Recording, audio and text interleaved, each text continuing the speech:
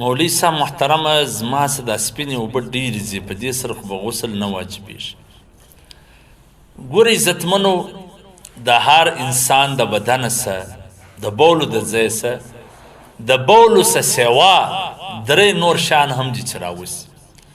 یو مزي دي، یو ودي دي، یو مني دي. مزي هغه ته وایي چې سړی یو تصویر ته وګوري، یو عکس ته وګوري، یو تصورات وکړي، یعنی په بدن کې د خواهشاتو انتشار پیدا کړي، نو بیا هغه د بولو ځای څه بې اختیاره سپینې اوبه راوځي، دې ته مزي وایي. پر دې باندې غسل نسته، خو اودس پر واجب دی، اودس به کوي. دویم ودي هغه ته وایي چې د بولو څه وروسته سپینې اوبه راځي، داسې خنډې، هغه د دې دپاره چې دغه د بولو نالۍ چې کومه ده دغه غوړه تره وساتي.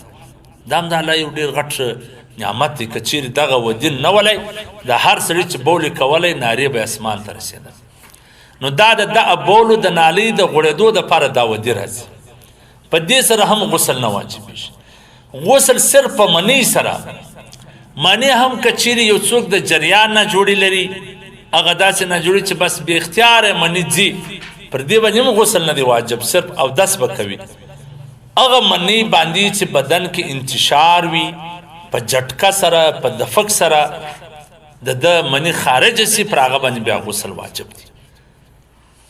پاتې څو که دغسې په نارمل حالت کې یو سړی درون کار وکړي یا درون شی پورته کړي، یا سړی دغسې د جریان نه جوړې لري، دا مني ځینې روان وي، پر دې باندې غسل نه واجبېږي. البته اودس په ټولو صورتونو کې شته چې د بولو د ځای څه هر څه راوتله، که هغه ودي دي، که مني دي، که مزي دي، که بولې دي، او پر ده باندې اودس واجب دی.